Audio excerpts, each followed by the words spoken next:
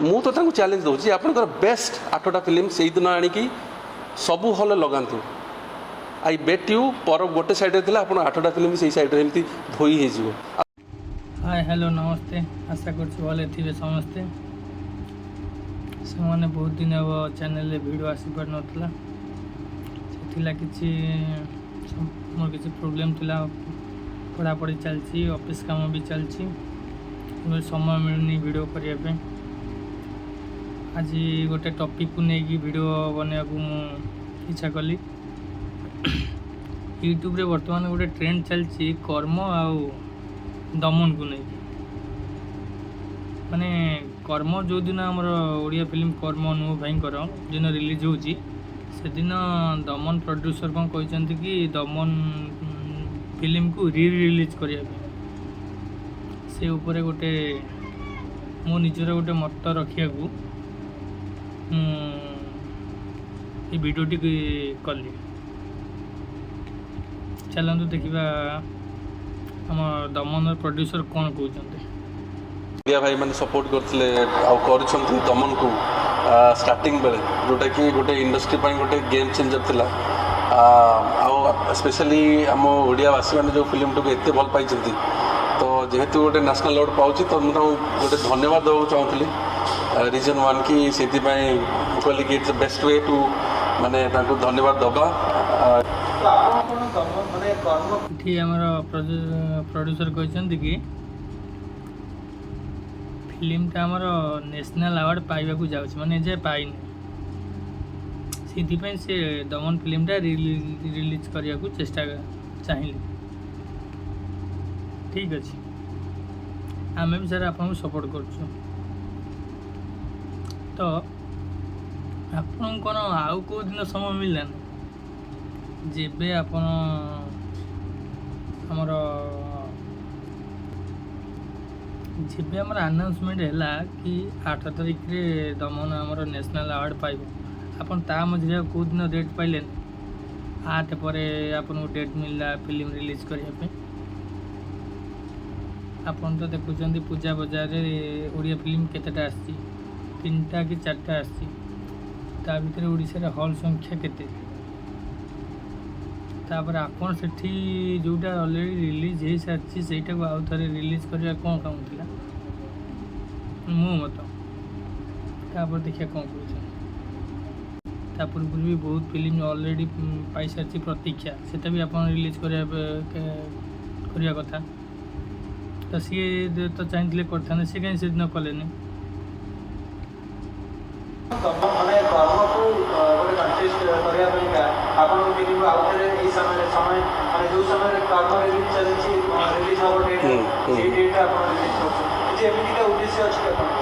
मुझे देखो जिते बड़े या पूर्वर भास्कर में मुझे इंटरव्यू देती पूर्व आउ गोटे चैनल भी इंटरव्यू देती कि ये जो फिल्मटा आम रिलीज कर रिलीज नु रिलीज कर हार्डली गोटे रु 2टा शो रे हो से स्क्रीन रोनी क्लारिफाई मुझे करदे आईटा गोटे काइंड गेस्चर जेहेतु 8 तारिख रे आमर गोटे फॉर्चुनेट गोटे भाग्य से गोटे कि 8 तारिख दशहरा टाइम रे national film academy award ceremony 8 तारिख रे होची से फिल्म को गोटे ट्रिब्यूट दवापाई कौन पाई ना 15 तारिख रे ओटीटी रे दमन आसुची ओटीटी रे दमन आस समस्ते देखिए किंतु से फिल्मटा को आउ थे रिविजिट करने गोटे गोटे शो गोटे रु 2टा शो नॉट ए स्क्रीन मुझे क्लारिफाई कर दूचे आउ थे सेटा कि जोटा कि ट्रिब्यूट जोटा कि जो मैंने देखी ना मे भी से आउ थे हॉल से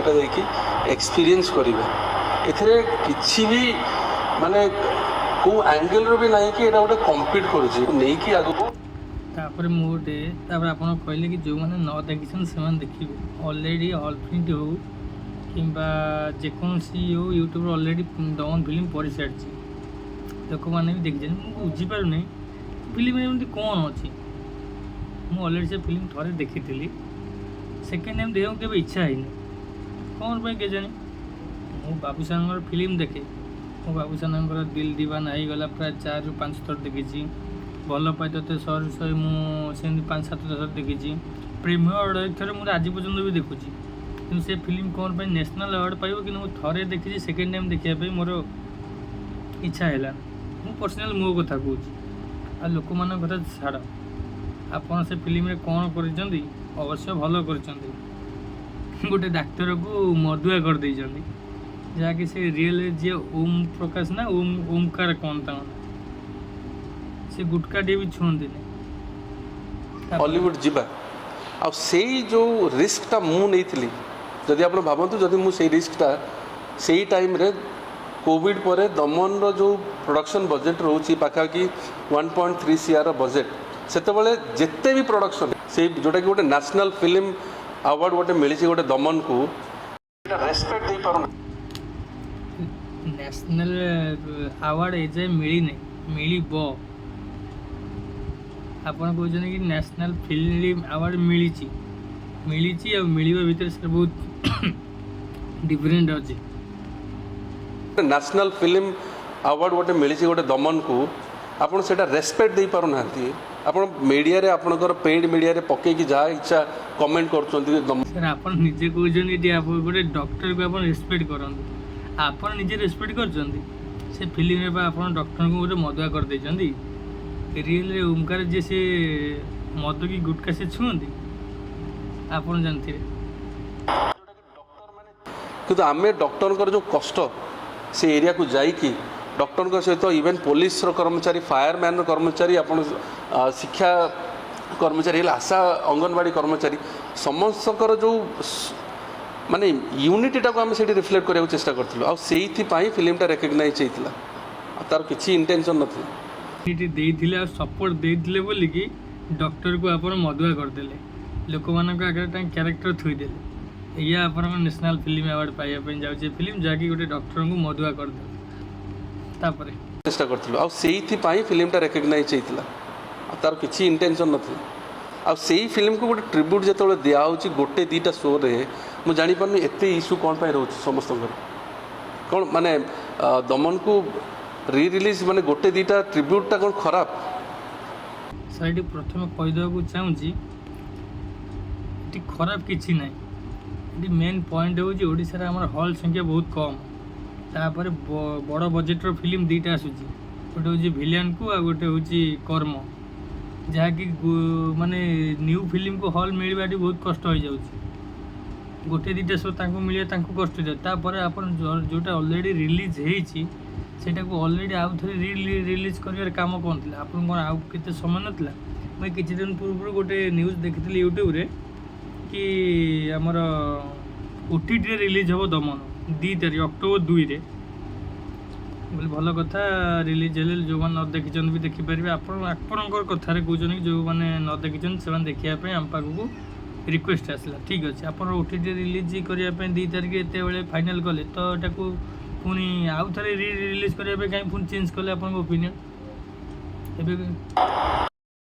ଆପଣଙ୍କ କ୍ୟାରିୟର ବେଷ୍ଟ 8ଟା ଫିଲ୍ମ ନେଇକି ଆଣନ୍ତୁ ନା। ଫାଷ୍ଟ ଆପଣ ଦମନ ପରିକା ଫିଲ୍ମର ରେକର୍ଡ଼ ବ୍ରେକ୍ କରନ୍ତୁ। ତମେ ଯଦି ଆପଣ କହୁଛନ୍ତି ମୋ କ୍ୟାରିୟରର ମୁଁ ତ 8ଟା ଫିଲ୍ମ କରିନି, ଆପଣ 8ଟା ଫିଲ୍ମ କରିଛନ୍ତି। ମୁଁ ମୋର ନେକ୍ସଟ ଫିଲ୍ମ ପରମ ନେଇକି ଆସୁଛି, ଯେଉଁଟାକି ପିଓରଲି ରୁଟେଡ୍ ୱିଥ୍ ଗ୍ରାସ୍ ରୁଟ୍ର ଯେଉଁ ଓଡ଼ିଶାର ପ୍ରୋବ୍ଲେମ୍ ଯେଉଁଟା ଅଛି, ଓଡ଼ିଶା ଆଉ ଆନ୍ଧ୍ରାର, ସେଇ ସବଜେକ୍ଟକୁ କେହି ସାହସ ବି କରିନାହାନ୍ତି। ଆପଣ କହିଲେ କି ଆପଣଙ୍କ କ୍ୟାରିୟରର 8ଟା ଫିଲ୍ମ ଆଣିକି ଦମନ ସାଙ୍ଗରେ ପକାଇବେ, ଫାଷ୍ଟ ଏଇଆ କହିଲେ, ତାପରେ କଥା ଚେଞ୍ଜ କଲେ ପରବ ସାଙ୍ଗରେ ପକାଇବା ପାଇଁ। ଠିକ୍ ଅଛି, ମୁଁ ଦମନ କଥା କହୁଛି।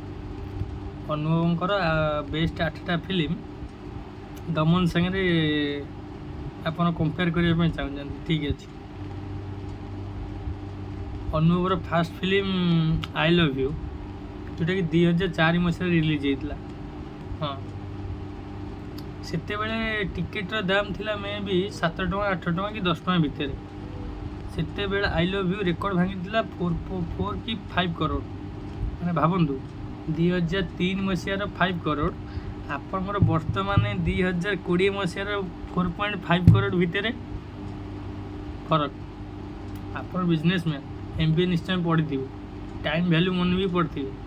ଆପଣ ସେତେବେଳର 5 କରୋଡ଼କୁ ବର୍ତ୍ତମାନର 5 କରୋଡ଼ ସହିତ କମ୍ପେୟାର କରନ୍ତୁ। ସେତେବେଳର 5 କରୋଡ଼ ବର୍ତ୍ତମାନ ଟାଇମ୍ରେ କେତେ ତା'ର ଭ୍ୟାଲ୍ୟୁ? ଆଉ ଆପଣ କହୁଛନ୍ତି ଅନୁଭବଙ୍କୁ ସିଏ ତାଙ୍କର ବେଷ୍ଟ ଫିଲ୍ମ ଆଣିକି ପକେଇବେ ଆପଣଙ୍କ ଏଇ ଯେଉଁ ଦମନ ସାଙ୍ଗେ। ମୁଁ ତ କହୁଛି ମୁଁ ଥରେ ଦେଖି ସେକେଣ୍ଡ ଟାଇମ୍ ଦେଖିବା ପାଇଁ ଇଚ୍ଛା ହିଁ ହେଉନି। ଆଉ ଲୋକମାନେ କ'ଣ ଦେଖିବେ? ତାପରେ ତ ଆପଣ ଛାଡ଼ନ୍ତୁ, ଏଇ ରିସେଣ୍ଟ 2011 ମସିହାରେ ବାଳୁଙ୍ଗା ଟୋକା କେତେ କମେଇଥିଲା? ଯଦି ମୁଁ ଭୁଲ ନ କୁହେ 7 କୋଟି, ମେ ବି 6-7 କୋଟି କମେଇଥିଲା। 6-7 2011 ମସିହାରେ 7 କୋଟି ସେ କମେଇଥିଲା। ଆପଣ 2022ରେ କହୁଛନ୍ତି କି 2022 ମସିହାରେ 4.5 କରୋଡ଼ କମେଇଛି। ତା ଭିତରେ ଆପଣ କମ୍ପେୟାର କରୁଛନ୍ତି। ଛାଡ଼ନ୍ତୁ ଏତେ କଥା। 2014 13 କି 14, ହଁ, ଆକାଶ କିରଣରେ ଲାଗିଲା କେତେ ଦିନ ହଲ୍ରେ ପଡ଼ିଥିଲା, ଆଉ କେତେ ପଇସା ଇନକମ୍ କରିଥିଲା, କେତେ ଦିନ ହଲ୍ରେ ପଡ଼ିଥିଲା, କେତେ ରେକର୍ଡ଼ ବ୍ରେକ୍ କରିଥିଲା। ଆପଣ ହିଷ୍ଟ୍ରି ଚେକ୍ କରନ୍ତୁ। ତାପରେ ଦମନକୁ ନେଇ କାହା ସହିତ ଯୋଡ଼ିବେ? ପରବ ଯଦି ମୁଁ ଆପଣଙ୍କୁ ଓପନ୍ ଚ୍ୟାଲେଞ୍ଜ ଦେଉଛି, ପରବକୁ ରାବଣ ସହିତ ହଲ୍ରେ ପକାଇକି ଦେଖନ୍ତୁ। ତାପରେ ଦେଖିବେ ଆପଣଙ୍କର ଦମ୍ ପ୍ରକୃତରେ। ସାହସ ବି ଓଡ଼ିଶା ଆଉ ଆନ୍ଧ୍ରାର ସେଇ ସବଜେକ୍ଟକୁ କେହି ସାହସ ବି କରିନାହାନ୍ତି। ମୁଁ ସେଇ ସବଜେକ୍ଟକୁ ଆଣିକି ରହୁଛି। ମୁଁ ତ ତାଙ୍କୁ ଚ୍ୟାଲେଞ୍ଜ ଦେଉଛି, ଆପଣଙ୍କର ବେଷ୍ଟ 8ଟା ଫିଲ୍ମ ସେଇଦିନ ଆଣିକି ସବୁ ହଲ୍ରେ ଲଗାନ୍ତୁ। ଆଇ ବେଟ୍। ମୁଁ ବି ଆପଣଙ୍କୁ ଓପନ୍ ଚ୍ୟାଲେଞ୍ଜ ଦେଲି, ଆପଣ ପରବକୁ ରାବଣ ସହିତ ପକାଇକି ଦେଖନ୍ତୁ। ଆପଣ କି ବେଟ୍ ଦେବେ ଆମେ ବି ଦେଖିବୁ। ହଜେଇ ଦେବେ, ତୁମକୁ ହଜେଇ ଦେବେ। ନା ଯେଉଁ ଗୋଟେ ଫିଲ୍ମରେ କମେଇଛ ଦମନରେ, କୁଆଡ଼େ ହଜିଯିବ ଟେଲିଫିଲ୍ମ। ତ ଏଇ ଟାଇପ୍ର ଯେଉଁ ନେଗେଟିଭ୍ ଯେଉଁ ଜିନିଷଟା ଟ୍ରେଣ୍ଡ ସେଟ୍ କରୁଛନ୍ତି। ଆଉ ଆପଣ ଗୋଟେ କହୁଛନ୍ତି କି ଭଲ ହେଲା, ଗୋଟେ ଟ୍ରେଣ୍ଡ ଚାଲୁଛି, ଏଇଟା ଗୋଟେ ଟ୍ରେଣ୍ଡ ଚାଲିବ, ରିଲିଜ୍ର ଗୋଟେ ଟ୍ରେଣ୍ଡ ଚାଲିବ ସମସ୍ତେ ନ୍ୟାସନାଲ୍ ଆୱାର୍ଡ଼କୁ। I respect. ସେ ତ କିଛି ଅନୁଭବ ମହାନ୍ତିଙ୍କର ବି ସେ ଇଣ୍ଟରଭ୍ୟୁଟା ଦେଖିଛି, ସେ ତ କିଛି ଭୁଲ କହିନାହାନ୍ତି। ସେ କହିଲେ ଯଦି ରିଲିଜ୍ ଆପଣ କରିବା ପାଇଁ ନ୍ୟାସନାଲ୍ ଆୱାର୍ଡ଼ ଫିଲ୍ମ ଯଦି ଆଉ ଥରେ ରିଲିଜ୍ କରିବା ପାଇଁ ଚାହୁଁଛନ୍ତି, ଦେନ୍ ପୂର୍ବରୁ ଯେତିକି ସବୁ ନ୍ୟାସନାଲ୍ ଆୱାର୍ଡ଼ ପାଇଛି ସିଏ ବି ଚାଲିବ। ସେ ତ କିଛି ଭୁଲ କହିନାହାନ୍ତି କି ଏଇଟା କିଛି ଦିନ ଚାଲିବ, ସେଟା କିଛି ଲେବୁଲ୍ରେ ଚାଲିବ, ଏଟା କିଛି ଲେବୁଲ୍ରେ ଚାଲିବ, ସେଟା କିଛି ଲେବୁଲ୍ରେ ଚାଲିବ, କିଛି ରେସିଓରେ। ତ ଆପଣଙ୍କର କାହିଁ ଏମିତି ଫାଟୁଛି? I respect. ଫିଲ୍ମଟା ଯେତେବେଳେ ନ୍ୟାସନାଲ୍ ଆୱାର୍ଡ଼ ମିଳେ, ସେଇଟା ହେଉଛି ତାର ଗୋଟେ ହାଇଏଷ୍ଟ ପଏଣ୍ଟ ଅଫ୍ ରେକଗ୍ନିସନ୍ ଯେଉଁଟାକି ମିଳେ। ଆଉ ସମସ୍ତେ ବି କରିବା ଉଚିତ। କ'ଣ ପାଇଁ ନା ସେଇ ଟାଇମ୍ରେ ଆମେ ବି ଦେଖିନଥିଲୁ ନ୍ୟାସନାଲ୍ ଆୱାର୍ଡ଼ର କେତେଟା ଫିଲ୍ମ ସେତେବେଳେ ଅଛି। ଯଦି ଆମେ ରିଭିଜିଟ୍ କରିପାରୁଛୁ, it's a well and good. But ଆପଣ ଯେଉଁ କହିଲେ କି ଏଇଟା ଟ୍ରେଣ୍ଡ ସେଟ୍ ହେଉଛି, ମାନେ ଆପଣଙ୍କର ମେଣ୍ଟାଲିଟି ଏଇଟା କ'ଣ, ମାନେ ଇଟ୍ସ ଆପଣଙ୍କର ଦମନ ନ୍ୟାସନାଲ୍ ଆୱାର୍ଡ଼ ପାଇବ। ଅଲରେଡ଼ି ଅନୁଭବ ପଟ୍ଟନାୟକଙ୍କର ଆମର କି ଫିଲ୍ମ ସେଟା ପ୍ରତୀକ୍ଷା ଅଲରେଡ଼ି ପାଇଛି। ତାର ଯୋଗ୍ୟତା ନାହିଁ ତ ସେମାନେ କଥାବାର୍ତ୍ତା ହେବେ।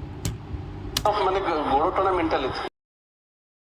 ରିଲିଜ୍ କରିବାର ଚ୍ୟାଲେଞ୍ଜ ଦେଉଛି ନା, ତାକୁ ଦମନର ରେକର୍ଡ଼ ବ୍ରେକ୍ କରନ୍ତୁ। ସେ ଦମନର ରେକର୍ଡ଼ ବ୍ରେକ୍ କରନ୍ତୁ, then he is eligible to talk to ମି।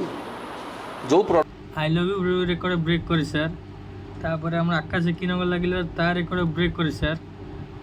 ଛାଡ଼ ସେ କଥା। ଅରିନ୍ଦମର ଫିଲ୍ମ ଇସ୍କି ତୁଇ ତୁ ରେକର୍ଡ଼କୁ ଆଗେ ବ୍ରେକ୍ କର, ତାପରେ ଯେଉଁ କଥା। ତାପରେ ତୁ କାହାକୁ ତୋ ଦମନକୁ ବ୍ରେକ୍ କରିବାର ଅଛି କି ନାହିଁ? 2022 ତୁ 4.5 କରୋଡ଼ ଗୋଟେ ଫିଲ୍ମରେ ଲାଭ କରିଦେଇଛି। ତୁ କହୁଛୁ ସେଇଟା ହେଉଛି ସବୁ ରେକର୍ଡ଼ ବ୍ରେକ୍, ହିଷ୍ଟ୍ରି କ୍ରିଏଟ୍ କଲା। ଯଦି ଏଗୁଡ଼ା ହିଷ୍ଟ୍ରି କ୍ରିଏଟ୍ କଲା, ତାହେଲେ ଆଗରୁ ସେ ଫିଲ୍ମ ଗୁଡ଼ା କ'ଣ ହେଉଥିଲା? ଏ ଲୋକ ଦେଖୁନଥିଲେ କି? ଗୋଟେ ଡକୁମେଣ୍ଟାରୀ ଫିଲ୍ମକୁ ତୁ କହୁଛୁ ଓଡ଼ିଆ ଇଣ୍ଡଷ୍ଟ୍ରିକୁ ବଞ୍ଚେଇଲା। ଛି। ଦମନର ରେକର୍ଡ଼ ବ୍ରେକ୍ କରନ୍ତୁ, then he is eligible to talk to me. ଯେଉଁ ପ୍ରଡକ୍ସନ୍ ହାଉସ୍ ବି କରୁଛି, ହି ୱାଜ୍ ମେକିଂ ତାଙ୍କର 3ଟା ଫିଲ୍ମ, ମାନେ ଟେଲିଫିଲ୍ମ। ଅନୁଭବ ପଟ୍ଟନାୟକ ତୋ ସହିତ କଥା ହେବ, ମାନେ ତା ଲେବୁଲ୍ର, ତୁ ତା ଥରେ ବହୁତ ଲେବୁଲ୍। ତୁ ସେ ଗୋଟେ କରିଥିଲା ଗୋଟେ ୱେବ୍ ସିରିଜ୍, କ'ଣ ଗୋଟେ ଆମର ତୁ ପ୍ରଥମ ଗୋଟେ କାମ କରୁନି, ଯେଉଁ ଗ୍ୟାଙ୍ଗସ୍ ଅଫ୍ ପୁରୀକୁ କାଟ। ତ ସେଟା ଯେତିକି ଲୋକପ୍ରିୟତା ହେଇଛି ବା ଯେତିକି ଲୋକପ୍ରିୟତା କରିଛି ଗ୍ୟାଙ୍ଗସ୍ ଅଫ୍ ପୁରୀ, ତା ରେକର୍ଡ଼କୁ କାଟ ତ ଗୋଟେ ଫିଲ୍ମ କରିକି। ତାପରେ ତୁ ଆଉ କାହା ରେକର୍ଡ଼ କଥା କହିବୁ? ସେମାନେ ଟେଲିଫିଲ୍ମ କରୁଛନ୍ତି, ତୁ ଏଇଟା ଆମର କରୁଛୁ ନ୍ୟାସନାଲ୍ ଲେବୁଲ୍ର ଫିଲ୍ମ, ନୁହେଁ କି? ପ୍ରତିକ୍ଷା ତ ଆମର ଟେଲିଫିଲ୍ମ। ସେଇଥିପାଇଁ ଅଲରେଡ଼ି ସେ ନ୍ୟାସନାଲ୍ ଆୱାର୍ଡ଼ ପାଇଛି, ତୋର ଏ ଯାଏ ପାଇନି। ଫ୍ୟୁଚର୍ ଇଜ୍ ଅନସର୍ଟନ୍, ପାଇବୁ କି ନାହିଁ ଠିକ୍ ଠିକଣା ନାହିଁ।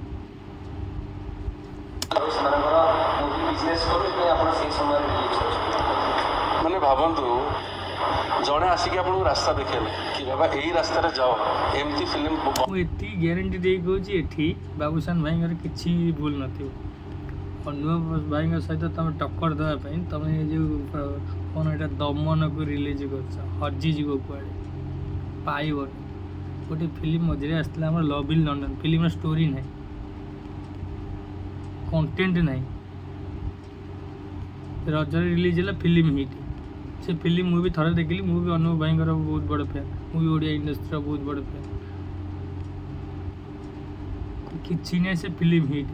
ଭାବେ ଅନୁଭବର ଗୋଟେ ଲୁକ୍ରେ କ'ଣ ହେଉଛି, ତୋ ସାଙ୍ଗେ ତ ଅନୁଭବ କରିବନି ଫିଲ୍ମ, ମୋତେ ଯାହା ଲାଗିଲାନି।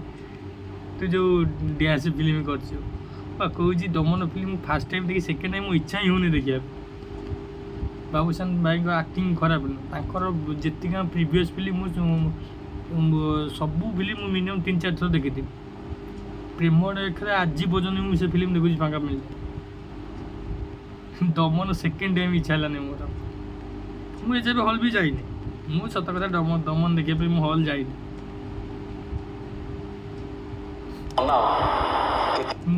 ମୁଁ ସେଟାକୁ ୟୁଟ୍ୟୁବରେ ଯେଉଁ ଆସିଥିଲା ମଝିରେ ଗୋଟେ ଭଲ କ୍ୱାଲିଟିର ଆସିଥିଲା, ମୁଁ ସେଇଟା ହିଁ ଦେଖିଥିଲି। ଭଲ ଭଲ ଫିଲ୍ମ ଆସିଲା, ଆପଣ ଲାଗୁଛି କି ମୋତେ ମାନେ ମୁଁ ଚାହିଁବି କି ମାନେ ବିଜନେସ୍ ନ ହଉ ବୋଲି? ଓବିୟସଲି ହଁ, ଓବିୟସଲି ସେଇଥିପାଇଁ କି ହିଁ ତ ତମେ କର୍ମକୁ ଭାବୁଛ ବ୍ରେକ୍ କରିବ ବୋଲି, ସେଇଥିପାଇଁ ତ ତା ଶୋକୁ ଲେସ୍ କରିବା ପାଇଁ ତମେ ଦମନକୁ ରିଲିଜ୍ କରିଛ। ଏଠି ଭାବିବାରେ କ'ଣ ଅଛି, ଗୋଟେ ଅନ୍ଧ ପିଲା କହିଦେବ କମ୍ପିଟିସନ୍। ମୁଁ ଚାହୁଁଛି ମୋତେ କମ୍ପିଟିସନ୍ ଦିଅ ନା। କାଲିକା ଛୋକଡ଼ା ଆସିବ ଆଜିକି କହୁଛି ସେ କମ୍ପିଟିସନ୍ ନେବ। ରେକର୍ଡ ବ୍ରେକ୍ କର, ତମ ରେକର୍ଡ ବ୍ରେକ୍ କର, ଟେବୁଲ ଉପରେ ଆସିକି ମୋତେ କୁହ Deep Samal I broke your record, give me the next thing, I am going to do that. ହସ ଲାଗୁଛି ଆଜ୍ଞା ଆପଣଙ୍କ କଥା ଶୁଣିକି। ଆପଣ କେତେ ଦିନରେ ଫିଲ୍ମ କରୁଛନ୍ତି, ଗୋଟେ ଫିଲ୍ମ କ'ଣ କରିଦେଲେ ତାପରେ ତମେ ପୁରୁଣା ପ୍ରୋଡ୍ୟୁସର ପୁରୁଣା ଆକ୍ଟରଙ୍କୁ କହୁଛ ତମ ସାଙ୍ଗରେ ଆସିକି ଚ୍ୟାଲେଞ୍ଜ କରିବେ, ତମକୁ ଆସିକି କହିବେ କି ମୁଁ ଫିଲ୍ମ ବ୍ରେକ୍ କରିଦେଲା। ହଁ, ଲାଜ ମଡ଼ିଆ କଥା। ତମକୁ ନିଶା ଗଞ୍ଜେଇ ଖାଇକି ଏଠି ଇଣ୍ଟରଭ୍ୟୁ ଦେଉଛ। କି ଫିଲ୍ମ ଭଲ ଲାଗୁନି ସେ ଫିଲ୍ମ। ଥରେ ଦେଖିଛି ଗୋଟେ ଡକ୍ଟରକୁ ତମେ ଗଞ୍ଜଡ଼ିଆ ମଦୁଆ କରିଦେଲ ସେ ଫିଲ୍ମରେ, ଯାହାକି ଓମକାର ଯିଏ ରିଅଲ୍ ଡକ୍ଟର, ସେ ବହୁତ ଭଲ ମଣିଷ। କର୍ମର ତମେ 8ଟା ଫିଲ୍ମ କଥା କହୁଛ, ତମ କର୍ମ ଦମନର ବାବୁସାନ। ଦଶହରା ପରେ ତମ କର୍ମ ସହିତ ତମ ଦମନ ସହିତ ଆମ କର୍ମକୁ କମ୍ପେୟାର କରିବା। ଯେଉଁ ରେକର୍ଡ ବ୍ରେକ୍ କଥା କହୁଛ, ଦଶହରା ପରେ ଦେଖିବା। ଦମନ ରେକର୍ଡ ଫାଷ୍ଟ ବ୍ରେକ୍ କରିକି ୟୁ କମ୍ ଆଣ୍ଡ ସିଟ୍ ମି on the table and talk to ମି। ଏତେ ବଡ଼ ସେ ପ୍ରୋଡ୍ୟୁସର ତା ପାଖରେ ଆସିକି ବସିବ, ସେଟା ହେଲେ କ'ଣ ହବ ନା? ଏଇଆ ହେଉଛି ଆମର ଓଡ଼ିଆ ଇଣ୍ଡଷ୍ଟ୍ରି। ଆଜିକା ଡେଟ୍ରେ କଣ୍ଟ୍ରୋଭର୍ସି ୟୁଟ୍ୟୁବ୍ ଖୋଲିଦେବା ମାନେ ଆମ ଆକ୍ଟର ଭିତରେ କଣ୍ଟ୍ରୋଭର୍ସି। ଇଏ ହେଉଛି ଏଇ ଗୋଟେ ଟପିକ୍ରେ ମୋର କିଛି କହିବାର ଥିଲା ବୋଲି ମୁଁ ଭିଡ଼ିଓଟା କଲି। ସାଙ୍ଗମାନେ ଆପଣମାନଙ୍କର ଓପିନିଅନ୍ କ'ଣ? ଆପଣମାନଙ୍କୁ କେତେ ଜଣଙ୍କୁ ଦମନ ଫିଲ୍ମ ଭଲ ଲାଗିଛି? ଅବଭିୟସ୍ଲି ଭଲ ଲାଗିଥିବ, ମୋତେ ବି ଏତେ ଭଲ ଲାଗିଛି, ବଟ୍ ଏତେ ଭଲ ଲାଗିନି, ସେକେଣ୍ଡ ଟାଇମ୍ ଦେଖିବାକୁ ହିଁ ଇଚ୍ଛା ହେଇନି। ଆଉ ଏଥିରେ ପ୍ରଡ୍ୟୁସରଙ୍କର ଏତେ ଗୋଟେ ଫିଲ୍ମ ହିଟ୍ ହେଇଗଲା ତାଙ୍କର।